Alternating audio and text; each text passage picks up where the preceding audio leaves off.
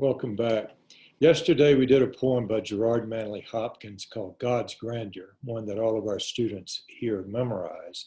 Today we're doing one by Hopkins called Binsey Poplars. I'm doing Hopkins because I want to trace through his work something that might really be pertinent to Holy Week, the sense of loss in particular.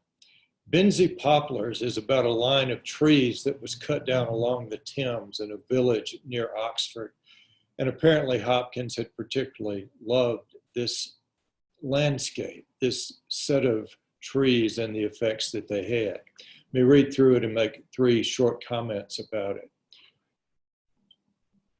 My aspens dear, whose airy cages quelled or quenched in leaves the leaping sun, all felled, are all felled, of a fresh and following folded rank, not spared, not one, that dandled a sandaled shadow that swam or sank on meadow and river and wind-wandering, weed-winding bank.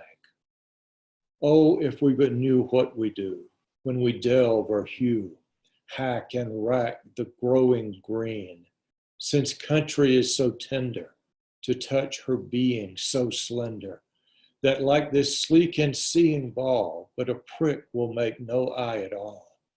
Even where we mean to mend her, we end her, when we hew or delve. Aftercomers cannot guess the beauty been, 10 or 12, only 10 or 12 strokes of havoc unselve the sweet especial scene. Rural scene, a rural scene, sweet, especial rural scene.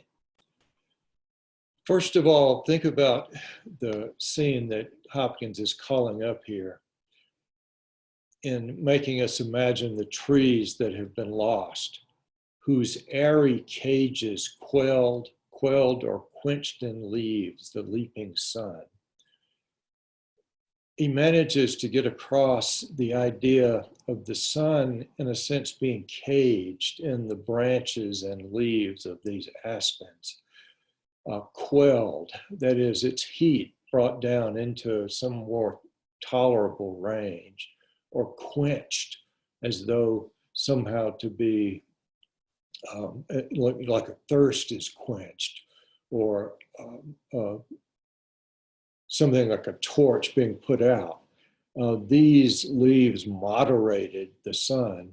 Now they're all felled, and even the sense of the shadows that the trees cast is evoked here. The shadows on the river, the reflections, all of these things beautifully called up in Hopkins' dense, alliterative word-playing language in this first part of the poem.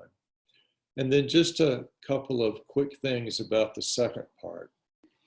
He says that we don't know what we do when we cut trees like this or delve into the earth sometimes, what it is exactly that we disturb in the way that that scene had come to be, as though it were particularly that way because of a special intention on God's part. There's almost a sense of sin here in the way that these trees have been felled for whatever purpose. We don't know from the poem itself what reasons were given for cutting down these trees to begin with. But I want to concentrate on that word 4 lines from the bottom, when he thinks about how many strokes of the axe it would take to cut down, I don't know if one of these trees, but strokes of havoc, unselve the sweet especial scene. That word selve as a verb, unselve, to take away the self of this scene, as though the scene had a particular being that is wrecked by this havoc of the axe, in the same way that your eye would be wrecked if you took a pin and pricked into the eye. Then it would be, as he says, no eye at all. The scene is no scene at all once it has been unselved which gets at an idea that he calls inscape that maybe we could get into later, but not right now. The poet's imagination finds this scene, what it is, and is able to recreate it in the poem so that we feel this loss that he feels so intensely because of the unselving of the scene, as though you're taking the soul out of someone in an act of murder. And notice the sense of trauma, I think, in those last three lines, where he repeats himself almost obsessively, like a victim of something. The strokes of havoc unselved, the sweet especial scene, rural scene, a rural scene, sweet especial rural scene. It's like someone who suffered some crime or seen some terrible sight obsessively repeats it and goes over the same thing. This is the sense you get almost as if from the victim of some tragedy at the end of this poem.